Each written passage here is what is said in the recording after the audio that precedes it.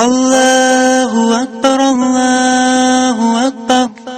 La ilaha illallah, Allahu Akbar. Allahu Akbar walillahil hamd. Allahu Akbar, Allahu Akbar. La ilaha illallah, Allahu Akbar. Allahu Akbar walillahil hamd. Allahu Akbar, Allahu Akbar. La ilaha illallah, Allahu Akbar. Allahu Akbar walillahil hamd. Allahu Akbar, Allahu Akbar. La ilaha illallah, Allahu Akbar. Allahu Akbar walillahil hamd. أعوذ بالله من الشيطان الرجيم. بسم الله الرحمن الرحيم. الحمد لله رب العالمين. الرحمن الرحيم. مالك يوم الدين. إياك نعبد وإياك نستعين. اهدنا الصراط المستقيم. صراط الذين أنعمت عليهم غير المغضوب عليهم ولا الضالين.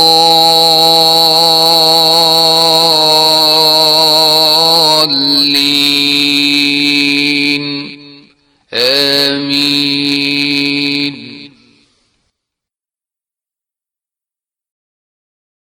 अस्सलामु अलैकुम वरहमतुल्लाहि वबरकातुहू। अॼु असां सूरतुल काफ़िरून खे ॾिसंदासीं। अऊज़ु बिल्लाहि मिनश शैतानिर रजीम। बिस्मिल्लाहिर रहमानिर रहीम। क़ुल या अय्युहल काफ़िरून ला अअबुदु मा तअबुदून वला अंतुम आबिदून मा अअबुदु वला अना आबिदुम मा अबदतुम वला अंतुम आबिदून मा अअबुदु लकुम दीनुकुम वलिय दीन। आयत नंबर 13 खे ॾिसंदासीं। कुल काफ़ जी पेश खे वाज़े नंढो ऐं जेके चपनि खे गोल करे ऐं उन पेश खे लाम सां मिलाईंदासीं। कुल अॻियां या फथा अलिफ मद। हिन मद खे 4 हरकत जे बराबर छिकियो वेंदो। कुल या उन खां पोइ अलिफ खे वाज़े नंढो पंहिंजी ज़बर सां गॾु उन खे या सां मिलाईंदासीं। या त शद्दा या खे 2 दफ़ा पढ़ियो वेंदो, पर या खे मज़बूत पढ़ियो वेंदो। अय्यू नंढो ऐं मज़बूत चिटो अल्फाज़ पढ़ियो वेंदो। अय्यू पोइ या खे ॿियो दफ़ो पंहिंजी पेश सां गॾु पढ़ियो वेंदो। अय्यू हा जी ज़बर खे लाम सां मिलाईंदासीं। हा आसान लेटर हा फतहा लाम सुकून हल। काफ़ फतहा अलिफ सगीरा का या काफ़ खड़ी ज़बर का। काफ़ खे 2 हरकत जे बराबर छिकंदासीं ऐं उन खां पोइ फ़ा ज़ेर फ़ी, फ़ा कसरा फ़ी, उनखे फ़े कोन चवंदासीं, फ़ी चवंदासीं। उनखे थोरो सो पंहिंजे हेठे चप खे थोरो सो हेठि करे वाज़े ऐं नंढो ज़ेर खे चयो वेंदो। कैफ़ी रू रा दम वाव सुकून रू। हिन खे 3 खां 4 हरकत जे बराबर छिकियो वेंदो, छो जो अॻियां पाण हिन आयत खे हिते स्टॉप कंदासीं, ख़तमु कंदासीं, इख़्तिताम कंदासीं। नून फथा आहे, उनखे सुकून में बदिलाईंदासीं। क़ुल या अय्युहल काफ़िरून। ऐं रा यादि रहे त रा खे मोटो पढ़ियो वेंदो ज़बर ऐं पेशी जी शिकिल में। आयत नंबर 2 खे ॾिसंदासीं। लाम फतहा अलिफ मद 3 खां 4 हरकत। हमज़ा फतहा ऐं सुकून हमज़ा खे वाज़े चिटो ऐं ज़बर सां गॾु नंढो पढ़ियो वेंदो ऐं उनखे आइन सां पढ़ियो वेंदो। आइन थोरो सो मुश्किल लेटर आहे, हलक जे विच हिसे मां कढिबो।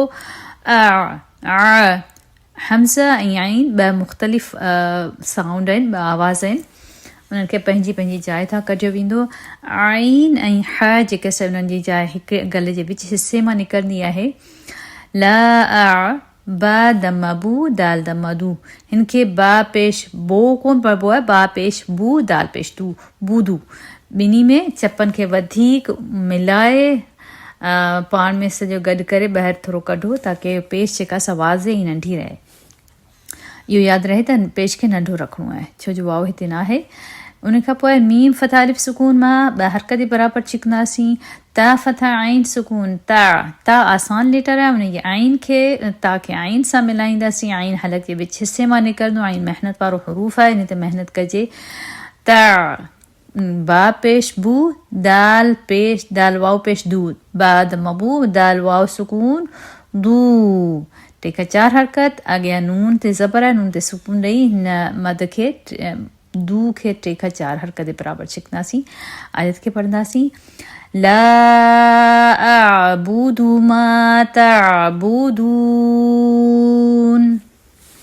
आयत नंबर 3 खे ॾिसंदासीं। वाओ फथा वा आसान लेटर आहे चपनि खे अॻियां कढी ऐं वाज़े पढ़ियो वेंदो। व ला लाम फथा अलिफ मद ला टे खां 4 हरकत बराबरि इन खे छिकियो वेंदो। उन हमज़ा फथा नून सुकून हिन खे जेको सो पढ़ंदासीं हमज़ा फथा खे नून सुकून सां मिलाईंदासीं। हमज़ा फथा नून सुकून हिन हमज़ा खे नून सां मिलाईंदासीं। नून जी आवाज़ खे नक में खणी वेंदासीं। पर यादि रहे त जेका ज़बान आहे उहा मथां तालू सां थोरो परे रहे। तुम ता दम मीम सुकून तुम। उनखां पोइ आइन फथा अलिफ सुकून आइन खड़ी ज़बर मद तबिया इन खे 2 हरकत बराबरि छिकंदासीं। पर आइन जेका सा पंहिंजे मखारिज मां निकिरे हलक जे विच हिसे मां महिनत वारो हरूफ आहे 2 खां मथे न छिकंदासीं सिर्फ़ु 2 हरकत बराबरि। बा ज़ेर बी बा कसरा बी इन खे बे कोन चइबो बी चइबो। बा कसरा बी दाल दम्मा वाव सुकून दू 2 सेकंड जे बराबरि पाण हिन खे 2 हरकत बराबरि दू खे जेको सो डिघो कंदासीं। दू नून फथा न नून ज़बर न आबिदून मीम फथा अलिफ मद मा 3 खां 4 हरकत बराबरि हिन खे डिघो कयो वेंदो। हमज़ा फथा आइन सुकून हमज़ा खे नंढो ऐं आइन खे पंहिंजी जाइ तां पंहिंजे हलक जे विच हिसे मां मखारिज मां कढंदासीं। बा दम्मा बू दाल दम्मा दू हिन आयत खे पढ़ंदासीं। वला तुम आबिदून मा अअबुद। आयत नंबर 4 खे ॾिसंदासीं। वाओ फथा वाओ खे नंढो ऐं उहो ज़बर सां गॾु वाज़े पढ़ियो वेंदो। लाम फथा अलिफ मद ला 3 खां 4 हरकत छिकियो वेंदो। हमज़ा फथा हिन खे नंढो ज़बर खे पढ़ियो वेंदो हिते ऐं नून फथा न नून ज़बर न इन खे बि नंढो पढ़ियो वेंदो। नून खां पोइ अलिफ ते ज़ीरो आहे हिन करे हिन अलिफ खे न पढ़ियो वेंदो। आइन फथा अलिफ सुकून अलिफ मद हिन खे 2 हरकत बराबरि हिते छिकियो वेंदो। आइन खे पंहिंजे मखारिज मां हलक जे हिसे मां कढियो वेंदो। इहो यादि रहे। बा कसरा बी बा खे बी पढ़बो बे कोन पढ़बो। दाल दो पेश दुम मीम शदम दाल दाल जी जेका तनवीन पेश की जेका तनवीन आहे उन खे दाल दम्मतैन मीम शद्दा दुम दाल जी जेका 2 पेशूं आहिनि उन खे मीम जी शद्दा सां मिलाईंदासीं ऐं मीम जी आवाज़ खे चप 2 मिलाए उन में थोरो डिघो रखंदासीं। दुम दुम 2 हरकत बराबरि मीम जी जेका शद्दा उन आवाज़ खे डिघो कंदासीं। उन खां पोइ वरी मीम फथा अलिफ सुकून मां इहो अलिफ मद थियो इन खे 2 सुकून 2 हरकत बराबरि हिन खे डिघो कयो वेंदो। आइन फथा बा फथा बा आसान आइन फथा बा फथा ता शद्दा बत बा जी जेका ज़बर आहे उन खे सिधो ता जी शद्दा सां मिलाईंदासीं। हिते दाल खे हिते बिल्कुलु न पढ़ियो वेंदो सिधो बा खे ता सां मिलाए पढ़ियो वेंदो ऐं ता ते आहे पेश ता दम मीम सुकून तुम आबत तुम आइन फथा बा फथा ता शद्दा बत ता दम मीम सुकून तुम। हिन आयत खे रिपीट कंदासीं।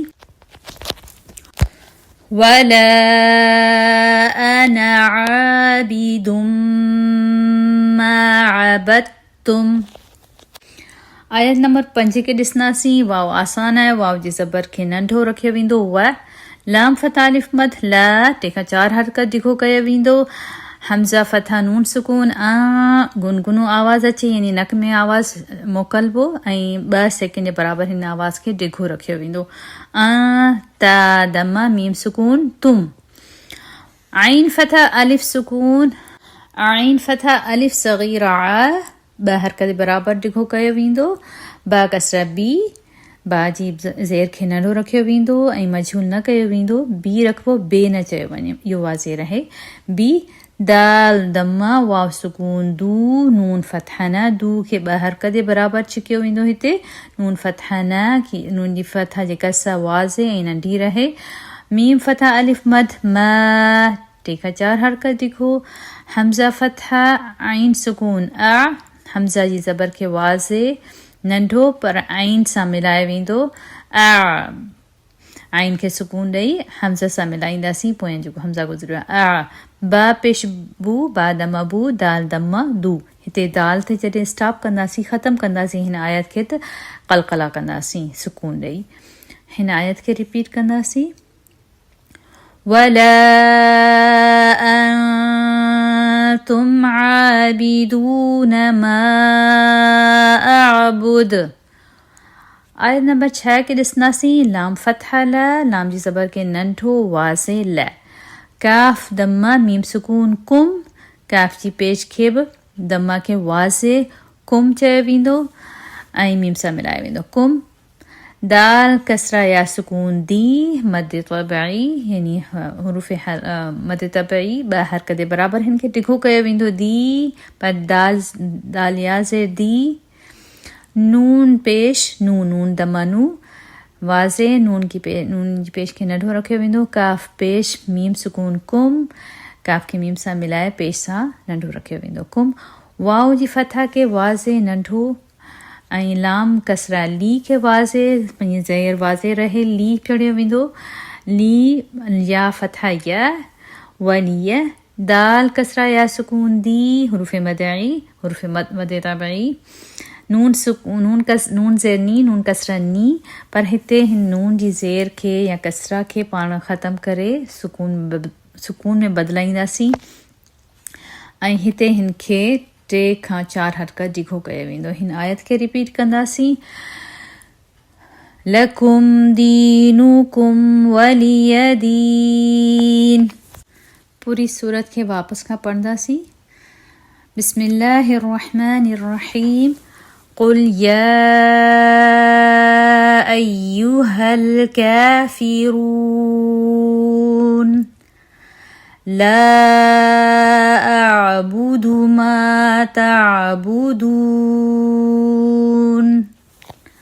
वला अंतुम आबिदून मा अअबुद वला अना आबिदुम मा अबदतुम वला अंतुम आबिदून मा अअबुद लकुम दीनुकुम वलिय दीन।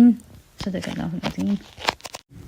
नहमदुहु व नुसल्ली अला रसूलिहिल करीम, अम्मा बाद। फ़अऊज़ु बिल्लाहि मिनश शैतानिर रजीम। बिस्मिल्लाहिर रहमानिर रहीम।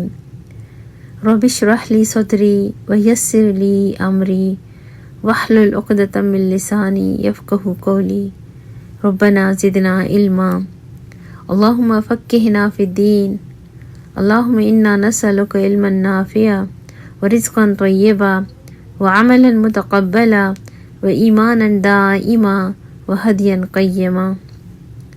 अल्लाहुम्मा अन्फ़अना बिमा अल्लमतना व अल्लिमना मा यंफ़अुना व ज़िदना इल्मा। आमीन या रब्बल आलमीन।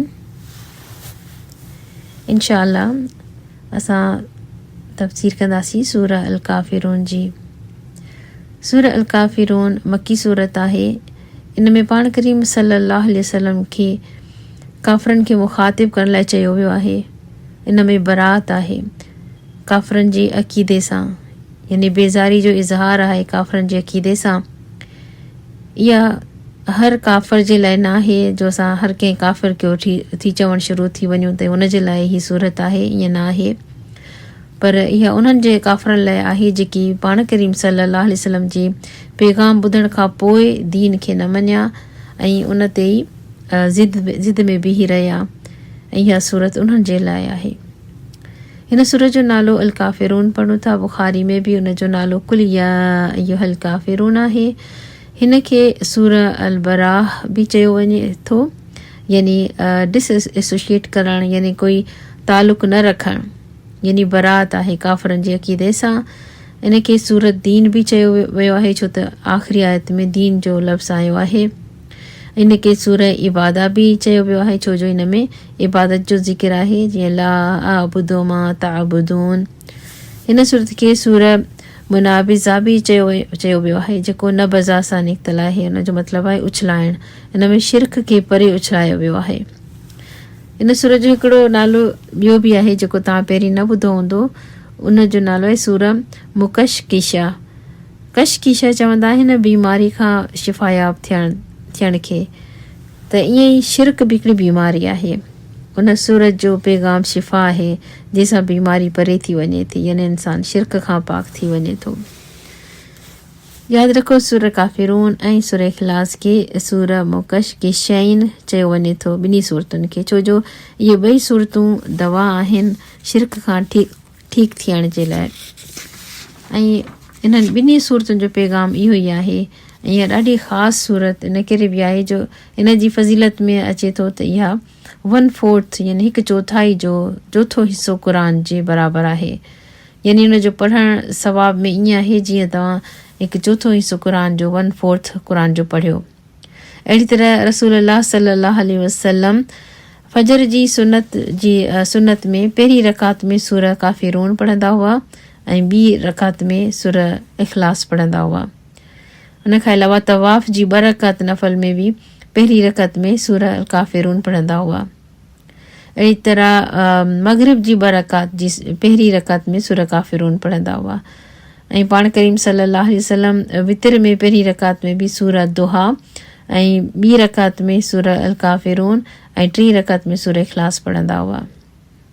नौफल अशजई पाण सल्लल्लाहु अलैहि वसल्लम वटि आया ऐं फरमायो, ए अल्लाह जा रसूल, मूंखे का अहिड़ी ॻाल्हि सेखारियो जेका मां राति जो सुम्हण खां पहिरीं पढ़ां, बिस्तर में वञण वक़्तु पढ़ां। त पाण करीम सल्लल्लाहु अलैहि वसल्लम खे फरमायो त कुल या अय्युहल काफ़िरून पढ़ो। या शिरक खां बेज़ारी आहे, यानी तव्हां इन सां शिरक खां बरात जो मामिलो कयो था।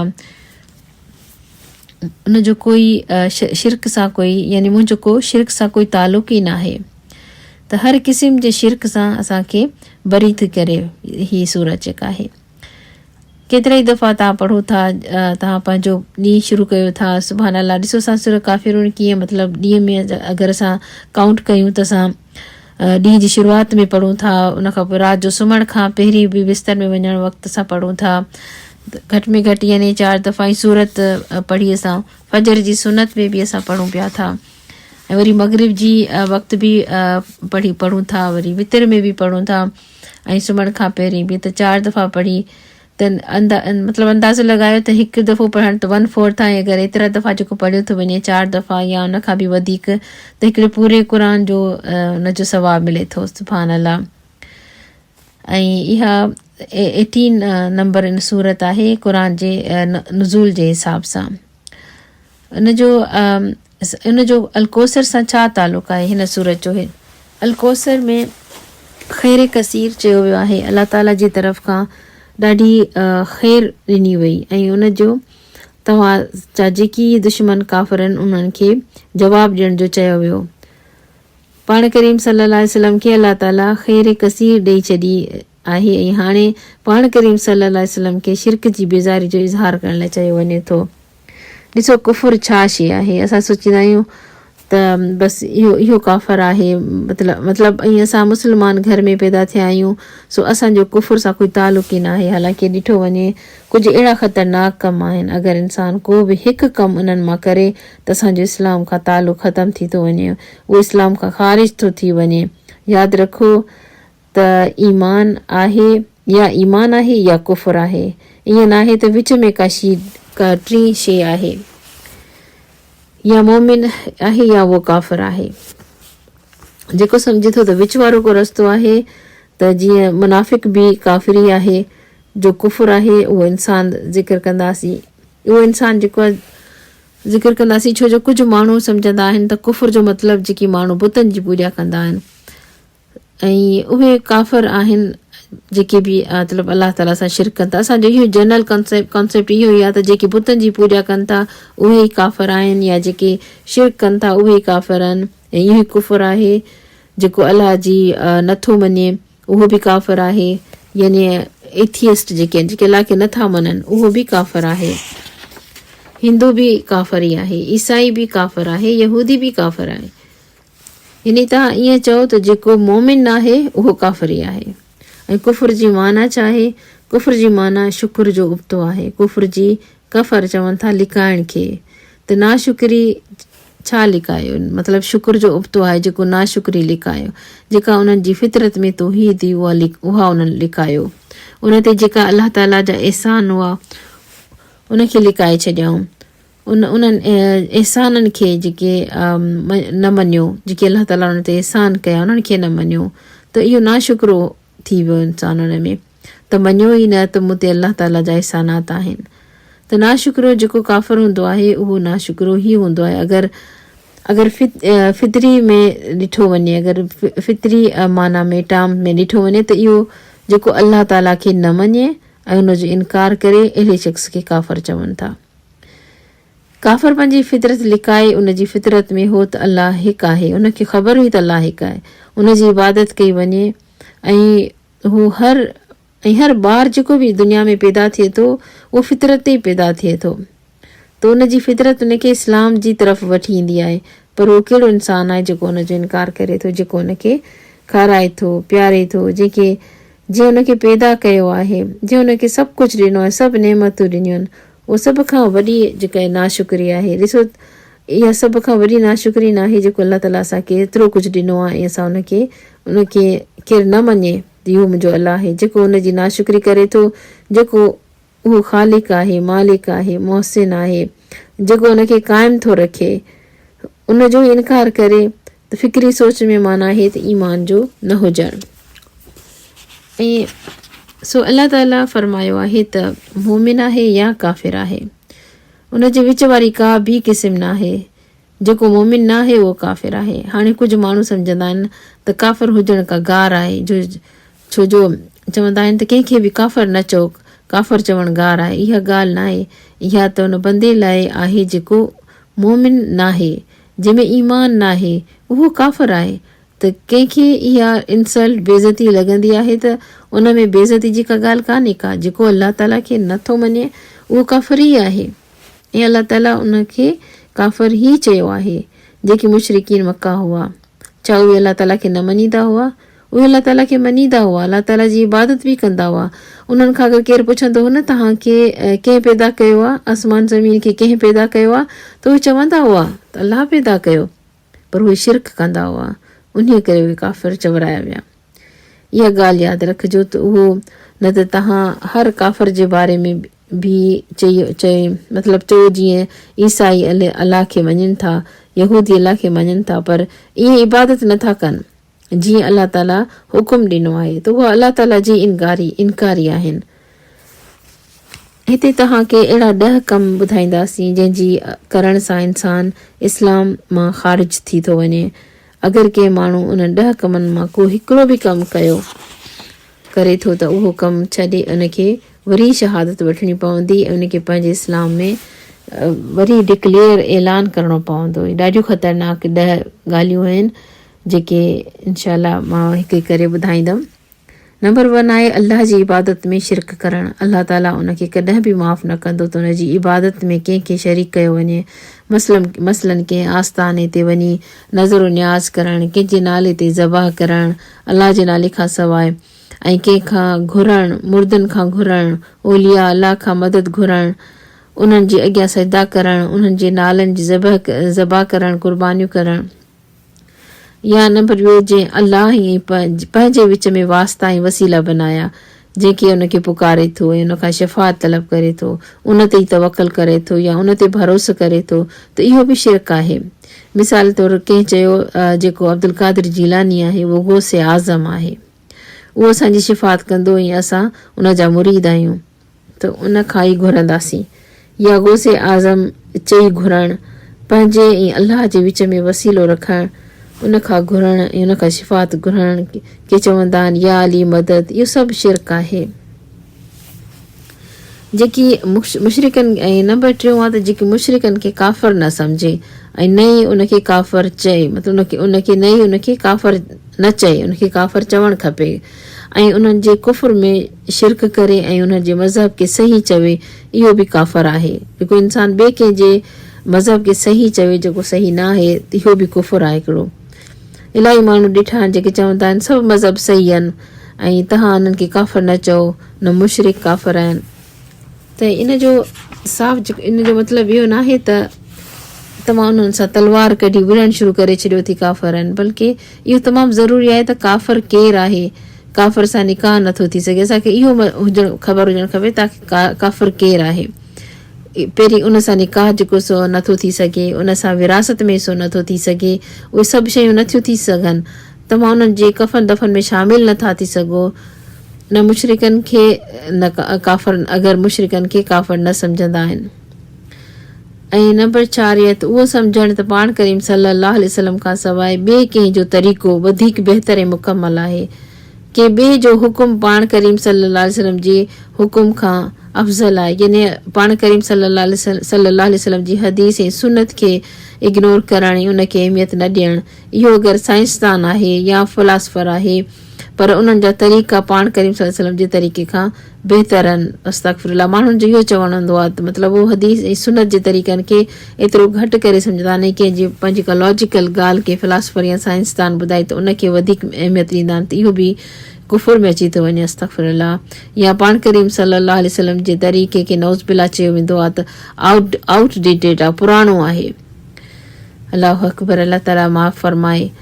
ऐं 5 नंबर ॻाल्हि इहा त पाण करीम सल्लल्लाहु अलैहि वसल्लम जेको खणी आया आहिनि उन सां बुग़्ज़ रखणी आहिनि, जेको उन ते नाज़िल थियो क़ुर पाक, अगरि उहो उन ते अमल करे थो त पर उनखे बुग़्ज़ आहे, यानी क़ुर उन ते अमल बि करे थो। अहिड़ा माण्हू आहिनि जेके न क़ुर पाक ते अमल बि कनि था पर बुग़्ज़ रखनि था, उहो नाख़ुशि आहे, चाहे उन ते अमल बि करे थो ऐं चाहे बि उनखे पसंदि न आहे, चाहे उनखे पसंदि न आहे बि पर उहो बि काफ़िर आहे।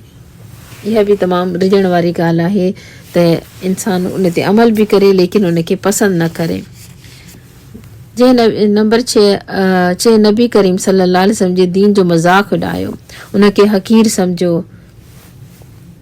सवाबनि जो या सज़ाउनि जो मज़ाक़ उॾायो या आयतुनि जो मज़ाक़ उॾायो, उहो बि कुफ़ुर कयो। माण्हू हूरनि जा, जहनम जा ऐं उन जा जन्नत जा जेके न उहे बि लतीफ़ा वग़ैरह ठाहींदा आहिनि, इहो बि तमामु घणो हिकिड़ो इन कैटेगरी में अची थो वञे। इन्हनि सभिनी जा सुबूत ऐं बाक़ाइदा दलाइल आहिनि आयतनि मां, जीअं सूरत तौबा में इहो लिखियलु आहे त कंहिंजो मज़ाक़ न उॾायो वञे, दीन जो मज़ाक़ न उॾायो वञे। ऐं ॿियो जंहिं जादू कयो यानी माइल करणु, कंहिंखे फेरे छॾणु या उन ते राज़ी हुजे, इहो बि कुफ़ुर आहे। सूरत बकरा में आयत नंबर 102 में इहो आयो आहे त कंहिं ते जादू करण वारो बि उहो बि कुफ़ुर जे हिन कैटेगरी में अची थो वञे। उन खां पोइ आहे मुस्लमान जे ख़िलाफ़ु मुशरिकनि जी मदद करणु ऐं उन्हनि सां ताउन करणु, उन्हनि जी दलील यानी नबूअत, इहो आयो सूरह माइदा आयत नंबर 51 में आहे त मुस्लमान जे ख़िलाफ़ु मुशरिकनि जी मदद करणु जेको आहे उहो बि कुफ़ुर जी कैटेगरी में अची थो वञे।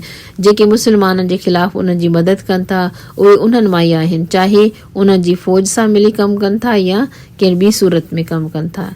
इहो दलील इन जी आहे सूरह अल माइदा आयत नंबर 51 में आहे। नंबर 9 जेको कमु आहे 9 नंबर कमु आहे जेको इहो अक़ीदो रखनि था त शरीयत ते मुहम्मद सल्लल्लाहु अलैहि वसल्लम सां निकिरणु जाइज़ आहे। जीअं जीअं शरीयत मूसा अलैहिस्सलाम जीअं ख़िज़र की शरीयत मूसा खां निकिरणु जाइज़ हो, यानी का ॿी शरीयत तलाश करे ऐं सम्झे त इन शरीयत जी ज़रूरत न आहे, मुंहिंजे लाइ का ॿी शरीयत ठीकु आहे, त इहो बि जाइज़ कोन्हे को त शरीयत मुहम्मद सल्लल्लाहु अलैहि वसल्लम खां निकिरणु जाइज़ न आहे। अल्लाह ताला जे दीन सां नंबर 10 अल्लाह ताला जे दीन सां एराज़ करणु, यानी न ई उनजो इल्मु हासिल करणु ऐं न ई अमल करणु ऐं उनजी दलील बि उनजो सबूत सूरह सजदा आयत नंबर 22 में आहे। इहे नवाक़िस इस्लाम यानी इस्लाम खे ख़तमु करण वारा चवराइनि था। उन करे सभिनी ॻाल्हियुनि खे ज़हन में रखी सम्झो त तव्हां इस्लामी घर में पैदा थिया आहियो ऐं तव्हां मुस्लमान आहियो। अगरि तव्हां इन मां अल्लाह न करे की कंहिं हिकु कम में बि अगरि कयो था, कोई हिकिड़ो कमु बि अगरि कयो था त पोइ अल्लाह ताला खां तौबा कयो ऐं वापसि इस्लाम में अचो, न त इहो काफ़िर थो थी वञे। कुरैश सम्झंदा हुआ त पाण करीम सल्लल्लाहु अलैहि वसल्लम जे 2 पुटनि जी वफ़ात थी वई आहे ऐं मुस्लमान खे टार्चर तशद्दुद कंदा हुआ, त इहो दीन इस्लाम जेको सो ख़तमु थी वेंदो। उहे पंहिंजे पर में इहो ई सम्झंदा त हिन ते ज़ुल्म करे हिन खे ॾियारी असां हिन दीन इस्लाम खे ख़तमु करे छॾींदासीं, पर उहे इहो बि ॾिसनि पिया त इहो दीन त अॻिते खां अॻिते वधंदो थो वञे, त हाणे छा कयूं, त हुनजो हिन दीन खे ख़तमु करण जे लाइ छा कजे।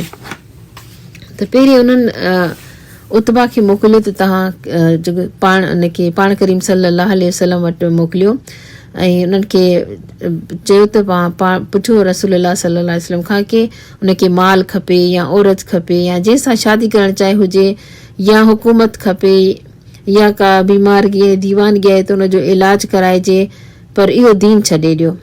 जॾहिं उन्हनि ॾिठो त उन सां काई ॻाल्हि न ठही, का ॻाल्हि न मतिलबु उन सां न हू एडजस्ट या कोई कंप्रोमाइज़ न थियो, त पोइ उन्हनि हिकु ॿी ऑफर पेशकश कई। ॿी हिकिड़ी ऑफर ॾिनी त तव्हां 1 साल ताईं असांजे बुतनि खे पूॼो ऐं 1 साल असां तव्हांजी ख़ुदा जी इबादत कंदासीं, यानी हिकु तरह सां उहो कंप्रोमाइज़ समझौते जे लाइ हिकिड़ी प्लान कयो। या कोई विच जो रस्तो, या उन्हनि खे पाण करीम सल्लल्लाहु अलैहि वसल्लम खे फरमायो त या त को विच जो रस्तो इख़्तियार कयो,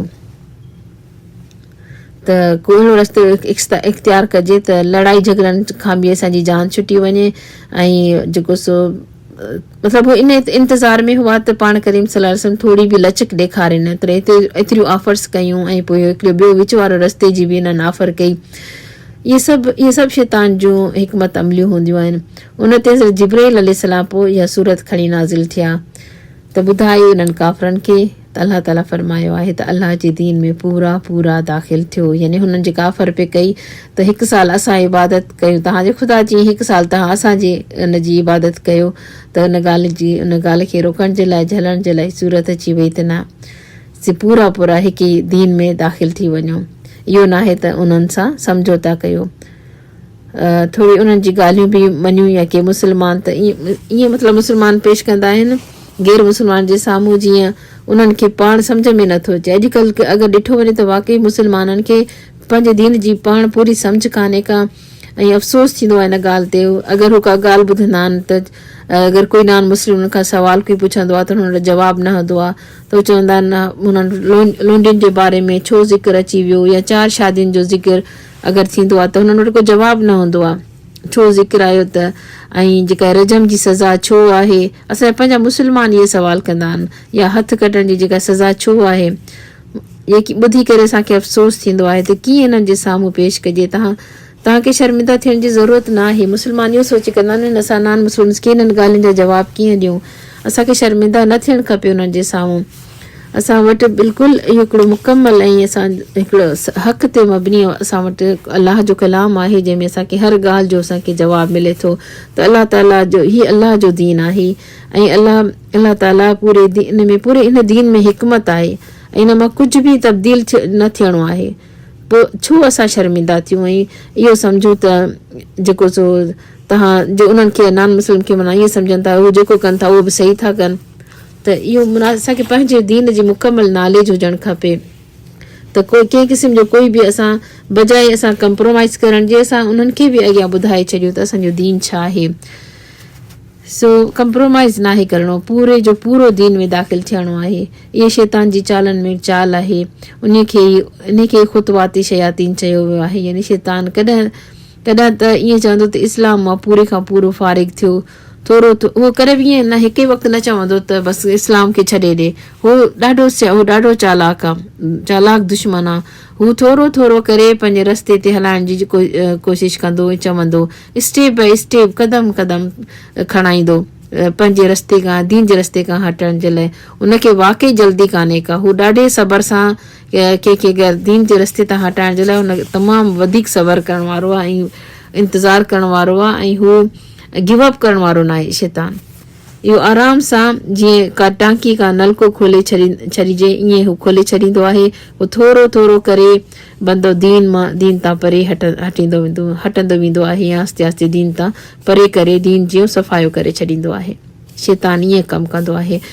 इहो अहिड़ो न आहे जो पहिरें ॾींहुं तव्हांखे चए त कुफुर कर। इहो कुफुर ते वञण लाइ पहिरीं नंढा नंढा इहे कमु कर सम्झौता कराईंदो, नंढा कमु कराईंदो।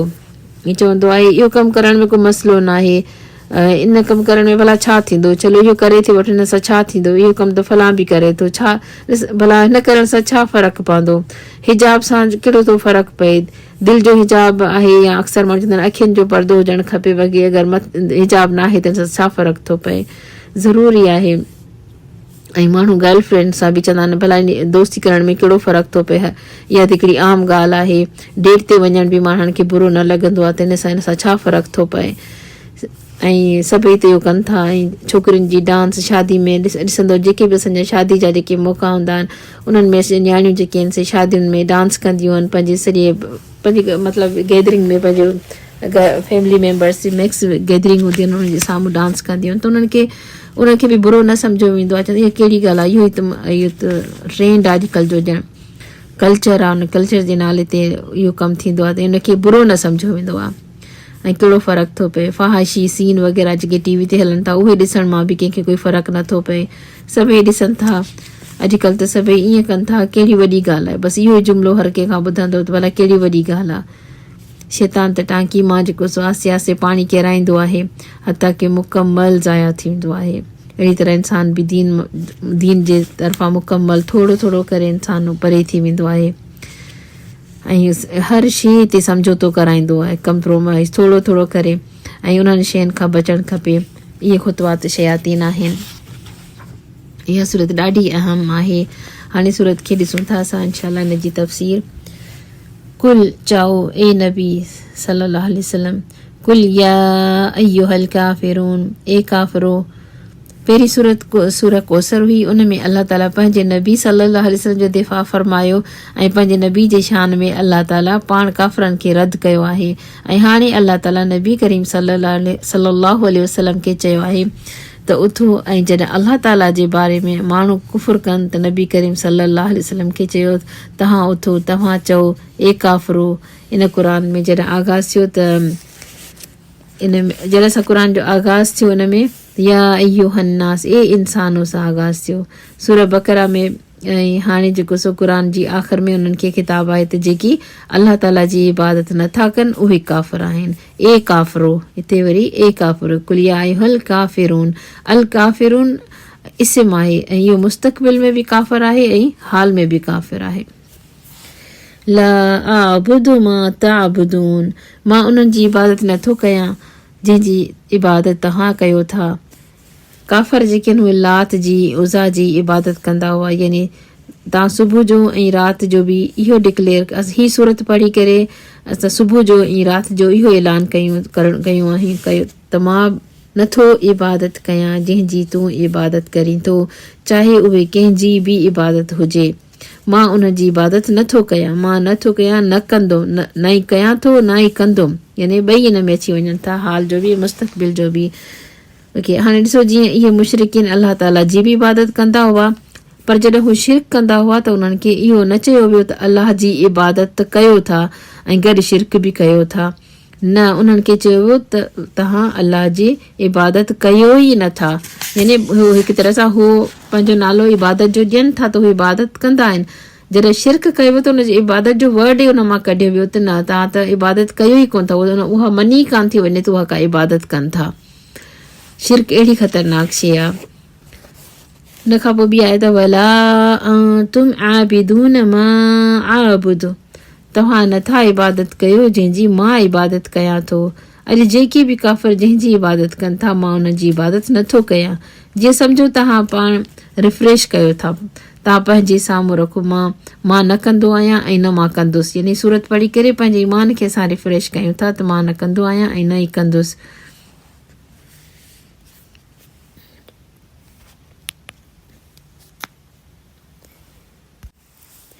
हाणे ॾिसो त जीअं मां ॿुधायो आहे त अलाह ताला जी बि इबादत कंदा हुआ, पर जॾहिं हू गॾु शिरक कंदा हुआ त ईअं नथो चयो वञे त तव्हां अलाह ताला जी इबादत सां शिरक बि कयो था, पर ईअं चयो वियो वञे त तव्हां अलाह ताला जी इबादत कयो ई नथा। वला अना आबिदुम मा अबदतुम, न आहियो तव्हां इबादत करण वारा जंहिंजी मां इबादत कयां थो। मां कंहिंजी इबादत कयां थो? मां अलाह जी इबादत कयां थो, पर तव्हां उन जी इबादत नथा कयो। हथा के हालांकि उहे चवंदा हुआ त असां अलाह ताला जी इबादत कयूं था, पर अलाह ताला उन्हनि खे इबादत शुमार ई न कयो आहे, उहा इबादत आहे ई न, उनखे इबादत चयो ई नथो वञे। चाहे उहे चवंदा रहनि त हिकु मथे आसमान वारे खे त असां बि मञूं था, पर जॾहिं तव्हां शिरक करे छॾियो त उहा अलाह जी इबादत ई न आहे। इहे मुशरिकीन मक्का अलाह जो नालो बि वठंदा हुआ, ऐं हाणे जा मुशरिकीन त अलाह जो नालो बि न वठंदा आहिनि। उहे त अलाह जो नालो बि वठंदा हुआ, पर उहे जीअं त शिरक कंदा हुआ, उन करे इनायत में आहे त तव्हां न आहियो इबादत करण वारा जंहिंजी मां इबादत कयां थो। मतिलबु शिरक ख़फ़ी हुजे या शिरक अकबर हुजे, अगरि उनखे ज़र्ब कयो वञे ज़ीरो सां त उनजो जवाबु नतीजो ज़ीरो निकिरंदो। यानी अगरि कोई चवे त मां 99% तौहीद ते आहियां, सिर्फ़ु 1% शिरक ते आहे, तॾहिं बि उहो अगरि उन सां ज़ीरो सां ज़र्ब करे उनजो रिज़ल्ट ज़ीरो ई निकिरंदो। वला अना आबिदुम मा अबदतुम, ऐं न इबादत करण वारो आहियां जंहिंजी तव्हां इबादत कई। त पहिरीं बि उहो ई आयो ऐं वरी बि उहो ई आयो। मां पहिरीं बि तव्हांजे बुतनि जी इबादत न कई ऐं न ई कंदुसि। इन सां तकरार छो आई आहे, यानी उहा साॻी ॻाल्हि रिपीट छो थी आहे। कुझु माण्हू जेके चवनि था त हिन में एम्फेसिस आहे, यानी वधीक हुन में ज़ोर आहे, हुनजी वधीक ताक़ीद आई आहे। ऐं कई दफ़ा क़ुर में ईअं आयल आहे, जीअं तव्हां सूरह कमर में ॾिसो था त आयतूं बार बार रिपीट थियल आहिनि, कयूं वयूं आहिनि। इन तरह क़ुर में थियो आहे। ऐं हीअ ॿी वजह इहा आहे, इहो क़ुर में ईअं रिपीट थियण जो मक़सदु इहा त हुन में एम्फेसिस हूंदो आहे। ऐं ॿी वजह इहा आहे त जेको पहिरीं लाइन हुई त ला आबुदु मा ताबुदून, उहो हाल आहे, उन वक़्तु मां उहो त नथो कयां। ऐं जेको हिन वक़्तु आयो आहे आयत नंबर 4 में, इहो मुस्तक़बिल जे लाइ आहे त मां इबादत न कंदुसि। यानी जेको पहिरीं ॻाल्हि रिपीट थी उहा ज़मान हाल जी हुई त मां न कंदुसि, ऐं वरी जेका रिपीट थियो दुबारा, यानी मां मुस्तक़बिल में बि उहा ॻाल्हि कॾहिं रिपीट न कंदुसि। यानी मुस्तक़बिल जे लाइ बि आहे त मां इबादत न कंदुसि। वला अना आबुदु मा अबदतुम, आबिद खे ॾिसो ईअं जीअं काफ़िर आहे, जीअं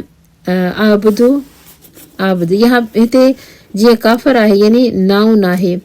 नाउन जो फेल सां फ़र्क़ु हूंदो आहे, यानी नाउन में अॻियां ताईं हूंदो आहे।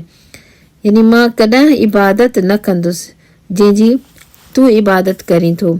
उनजी हिकु वजह इहा बि बयानु कई वई आहे त उलमा चयो त जो पहिरीं जेका आयत, जेको पहिरियों एक्शन या पहिरियों अमल हो, यानी जेका पहिरीं दफ़ो इहा लाइन रिपीट थी त ऐं हाणे जेको ॿियो दफ़ो उहा ॻाल्हि आई आहे त ॿिए जेको दफ़ा जेको रिपीट थियो आहे, उन में इहो चयो आहे त उन तरीक़े खां त मां इबादत न कंदो, यानी उन तरीक़े सां मां इबादत न कंदो आहियां। सो इन में इहा ॻाल्हि सम्झ अचे थी त यानी उन्हनि काफ़िरनि जे तरीक़े खे बि अपनायो न वञे, जीअं उन्हनि जो तरीक़ो आहे असां बि अहिड़ा तरीक़ा कयूं।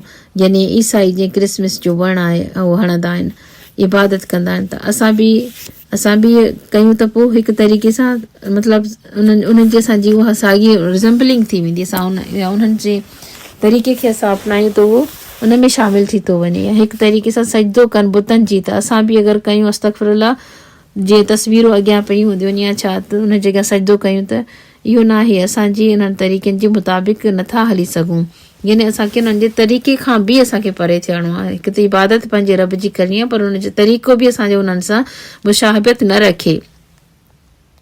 वला अंतुम आबिदून मा अअबुदु, न ई तूं इबादत करण वारे आहीं जंहिंजी मां इबादत कयां थो, जंहिंजे बारे में अलाह ताला ॿुधाए छॾियो त 4 काफ़िर हुआ जिन्हनि इहे ॻाल्हियूं शुरू कयूं हुयूं, ऐं जिन्हनि इहे ॻाल्हियूं जेके आहिनि से उहे कयूं हुयूं, उहे कॾहिं बि ईमान ते न आया। अलाह ताला खे ख़बर हुई, अलाह ताला फरमायो त तव्हां कॾहिं बि ईमान ते न हुआ ऐं न ई कॾहिं तव्हां ईमान आणींदो। इबादत में 5 ॻाल्हियूं अचनि थियूं। इबादत हमेशह मुहबत सां कई वञे, इहो हिकिड़ो वॾो अंसर आहे इबादत में, अगरि मुहबत हुजे। ॿियो, इबादत में इताअत तमामु घणी ज़रूरी आहे। इबादत जो यानी इबादत में इहे सभु शयूं शामिल आहिनि, इताअत बि। उन खां अलावा इबादत में तवक्कुल बि इबादत जो हिकु वॾो जुज़ ऐं अंसर आहे। तवक्कुल करणु, अलाह ताला ते भरोसो करणु, इहो बि हिकु जुज़ आहे इबादत जो। ऐं 4 नंबर आहे इख़लास, उहो बि इबादत जो हिकु जुज़ आहे। ख़ालिसतन सिंसियरिटीअ सां हर कमु अलाह ताला जे लाइ कजे। अगरि नमाज़ आहे त अलाह जे लाइ आहे, अगरि कुर्बानी आहे त अलाह जे लाइ आहे, दुआऊं आहिनि त अलाह जे लाइ आहिनि, ऐं इताअत करणु इबादत जो हिसो आहे। तव्हां इबादत कयो ई नथा अगरि इताअत नथा कयो। अगरि तव्हां सभिनी खां वधीक उन सां मुहबत नथा कयो, तव्हां इबादत नथा कयो। जेको असां पहिरीं रिपीट कयो पॉइंट, त मुहबत ऐं इताअत, अगरि इहे असां इबादत कयूं था लेकिन इहे 2 अंसर जेके हुन में शामिल न आहिनि, ऐं 3 इख़लास हुन में शामिल न आहे, ऐं 4 हुन में तवक्कुल शामिल न आहे, त पोइ असां इबादत कयूं ई कोन था। ऐं छो तवक्कुल अगरि उन ते भरोसो ई न आहे, ऐं भरोसो ॿियनि ते आहे, यानी अगरि मां चवां त हा मुंहिंजे अलाह त मदद कई आहे, पर फलाणे मुंहिंजो इहे कमु करे ॾिनो, त इहो असां छा कयो, असां ॿिए कंहिं ते भरोसो कयो त हा मुंहिंजो फलाणो मुंहिंजो हीउ कमु करे थो सघे। त हिन जो मतिलबु आहे त असां हुनखे ॼाणियो ई न, असां सम्झो ई न त असांजो रब जेको सो केॾी असांजो रब जंहिंजी इबादत कयूं था उनखे असां न सम्झी सघियासीं। त उहो रब केरु आहे जंहिंजी मां इबादत कयां थी। पोइ तव्हां इबादत कंहिंजी था कयो, पंहिंजे पाण खां पुछो। भरोसो त उन ते हुजणु खपे न, असांखे ॿियनि जो भरोसो न हुजणु खपे, ॿियनि ते तवक्कुल न हुजणु खपे। इख़लास सिंसियरिटी, ईअं न को कंहिंखे ॿियनि खे ॾेखारण लाइ कमु वेठा कयूं, यानी जेका बि इबादत कयूं उहा रियाकारी वारी न हुजे त, या को नेकी जो कमु कयूं त हुन में इहा असांजी नियत न हुजे त असांजी वाह थी वञे, माण्हू असांजी वेही तारीफ़ कनि, या असां माण्हुनि जी नज़रुनि में अची वञूं, ॾाढा सुठा माण्हू असांजी तारीफ़ कनि, या उन्हनि खां को फ़ाइदो मिली वञे, या जेको सो को तमगो को एज़ाज़ मिली वञे, का अहिड़ी शइ मतिलबु को नफ़ो या फ़ाइदो ॾिठो वञे, का बि नेकी जो कमु करण जे पुठियां अगरि इहा नियत हूंदी, इख़लास न हूंदो त पोइ उहा इबादत न रहंदी। या सर्टिफिकेट जे लाइ, चलो मां हीअ पढ़ी थी वठां, मूंखे सर्टिफिकेट मिली वेंदो, पंहिंजो नालो मथे करण लाइ कयूं पिया, इहो सभु इख़लास न आहे, इहो सभु पोइ रियाकारी में अची वेंदो। असांजी हर इबादत में असांजी इख़लास जो अंसर तमामु ज़रूरी आहे। ऐं हिकिड़ो 5 जेका पॉइंट आहे उहो आहे ग़ुलामी करण बि इबादत आहे। ग़ुलाम यानी 24/7 पूरे 24 कलाक में, ॾींहं जा 24 कलाक, ॾींहुं राति जेको ग़ुलामी करणु, ग़ुलाम हर वक़्तु ग़ुलामी करण आहे। इहो न आहे त हिन वक़्तु कंदुसि, हुन वक़्तु न कंदुसि। तव्हां ॾिसंदव जेके ग़ुलाम हुआ जेके उन वक़्त में, उन्हनि जो न पंहिंजो उनजो उथण जो टाइम, न सुम्हण जो टाइम, न उनजो खाइण जो, जीअं मालिक चवंदो तीअं उहे कंदा हुआ, उन्हनि जी पंहिंजी का मर्ज़ी न हूंदी हुई। अॼु असांखे उहो रोल प्ले करिणो आहे ग़ुलाम जो। ऐं उहो मतिलबु असां ही जेका से इबादत कंडीशनल न आहे त मां अॼु ही कंदुसि सुभाणे न कंदुसि, या पंहिंजी मर्ज़ी सां कंदुमि। अलाह जी इबादत कंडीशनल शर्ती न हूंदी आहे। उन वक़्त सां, या माण्हू चए त इन वक़्तु कंदुसि, हुन वक़्तु कंदुसि, इहो ईअं न हूंदो आहे। उहो जेॾीमहिल हुकुम आहे जेको असांजो उन वक़्तु उहो असांखे उन हुकुम बजा आणो आहे असांखे। या चवंदा आहियूं जवानी में न कंदुसि, जॾहिं पोड़ी थींदसि पोइ ॾिसंदसि हिन मामले पोइ मां ही कंदमि या सिखंदमि, या क़ुर जेको, त इहो बि असां नथा चई सघूं। ॿाहिरि निकिरंदसि त बि कंदसि, या अलाह जी बंदी, असां सिर्फ़ु अलाह जी बंदी सिर्फ़ु घर में ई अंदरि हूंदसि, या मस्जिद में आहियां त मां मस्जिद में सिर्फ़ु अलाह जी बंदी आहियां, या रमज़ान में मां सिर्फ़ु नेक आहियां, उन खां पोइ मुंहिंजी मर्ज़ी, मां पंहिंजी ज़िंदगी पंहिंजी मर्ज़ी सां गुज़ारींदमि, त इहा इबादत न आहे। इहे सभु इबादत जे अंदरि अची था वञनि त मुंहिंजी मर्ज़ी न हुजे। हिकु ग़ुलाम जेको आहे उहो पंहिंजी मर्ज़ी सां ज़िंदगी गुज़ारे ई नथो, अलाह जे हुकुमनि सां या अलाह जी मर्ज़ी सां ज़िंदगी गुज़ारे थो।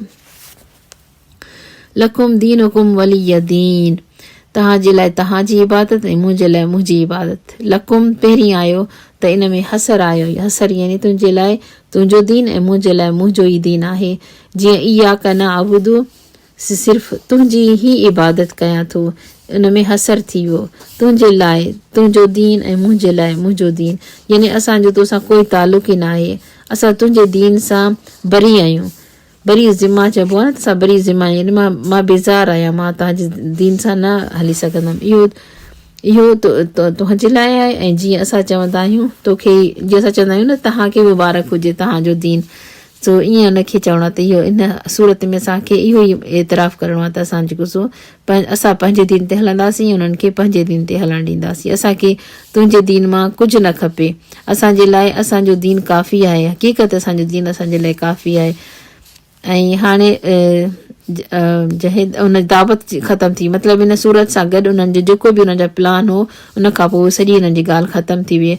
असां हुजत तमामु करे छॾी, हाणे असांजो तोसां कोई तालुक़ न आहे रखिणो ऐं दीन जे मामले में। यानी पोइ इन सूरत खां पोइ पाण करीम सल्लल्लाहु अलैहि वसल्लम काफ़िरनि खे हिकु तरह सां उन्हनि खे उन ॻाल्हि जो जवाबु ॾेई छॾियो जेके हू कंप्रोमाइज़ करणु पिया चाहिया। हिते दीन जी ॻाल्हि सम्झी वठो त दीन जेको आहे उहो छा आहे। दीन जो आहे वे ऑफ लाइफ आहे, ज़िंदगी गुज़ारण जो तरीक़ो आहे। दीन जज़ा ऐं सज़ा खे बि चवनि था। जीअं मालिकी यौमिद्दीन, हिसाब जो ॾींहुं, यानी तव्हां लाइ असांजी सज़ा ऐं जज़ा, असांजे लाइ असांजी सज़ा जज़ा असां लाइ ऐं तव्हांजी सज़ा ऐं जज़ा तव्हांजे लाइ। सो वे ऑफ लाइफ, ज़िंदगी गुज़ारण जो तरीक़ो आहे। हीउ दीन असांजो ऐं असांजे लाइ आहे ऐं तव्हांजे लाइ आहे। त इन करे असां पंहिंजे पाण खां पुछूं त छा वाक़ई असांजो ऐं उन्हनि जो ज़िंदगी गुज़ारण जो तरीक़ो अलॻि आहे या साॻियो आहे। हर शइ असां उन्हनि जी नक़ल पिया कयूं। अगरि ज़िंदगी गुज़ारण जो तरीक़ो हिकिड़ो आहे त पोइ तुंहिंजो दीन तुंहिंजो ऐं मुंहिंजो दीन मुंहिंजो न थियो, पोइ असां हिन ॻाल्हि ते अमल न कयो। जॾहिं ज़िंदगी गुज़ारण जो तरीक़ो साॻियो आहे, पोइ हिकिड़ो दीन आहे। नऊज़ बिल्लाह, दीन कानून खे शरीयत चवनि था। अगरि उन्हनि जो कानून खे फॉलो पैरवी उन जी करणी आहे त पोइ पंहिंजे शरीयत ते उन्हनि जी शरीयत खे मथे करे छॾियो था। शरीयत ख़तमु पई थिए पर उन्हनि जो कानून न ख़तमु थिए, मतिलबु असां कंप्रोमाइज़ कयूं वेठा। असां त उन्हनि जे कानून खे मञूं था छो जो असांखे उन में फ़ाइदो नज़र थो अचे ऐं उहो न थियणु खपे। लकुम दीनुकुम, उन्हनि जो दीन उन्हनि लाइ आहे ऐं तोखे ई मुबारक हुजे। असांखे उनजी पैरवी न करणु खपे। असांजो पंहिंजो दीन आहे। इहा सूरत जेका आहे सूरत काफ़िरून आहे, जेका कुल सां शुरू थी आहे ऐं सूरत जिन बि कुल सां शुरू थी हुई ऐं उन खां पोइ क़ुर में सूरतूं कुल सां शुरू थींदियूं। ऐं अलाह ताला फरमायो त तव्हां चई छॾियो ऐं पंहिंजी बरात जो इज़हार कयो त वाक़ई इन में बरात आहे। त पोइ राति जो सुम्हण खां जॾहिं सुम्हणु वक़्तु ऐं सुबुह जो उथणु वक़्तु इन सबक़ खे दोहिराए छॾियो त मां उन्हनि जे तरीक़े ते न हलंदसि। मां छो जो उन्हनि जे तरीक़े ते न उन्हनि जी शरीयत खे, न उन्हनि जी ज़िंदगी गुज़ारण तरीक़े खे क़बूल कयां थी, छो त न उन्हनि जे तरीक़े खे क़बूल कयां थी, न उन्हनि जी शरीयत खे क़बूल कयां थी, न ई उन्हनि जी ज़िंदगी गुज़ारण के तरीक़े खां मां हलां थी। उन्हनि जी इबादत जे तरीक़े सां न कोई हलंदमि। सो इबादत जो असांजो पंहिंजो तरीक़ो आहे। कुझु माण्हू चवंदा आहिनि सभु सही आहिनि, बसि छो कंहिंसां बहस था कयो, बसि कंहिंखे बि ग़लति न चओ, सभई ठीकु आहिनि। हीअ सूरत ॿुधाए थी त सभई सही न आहिनि।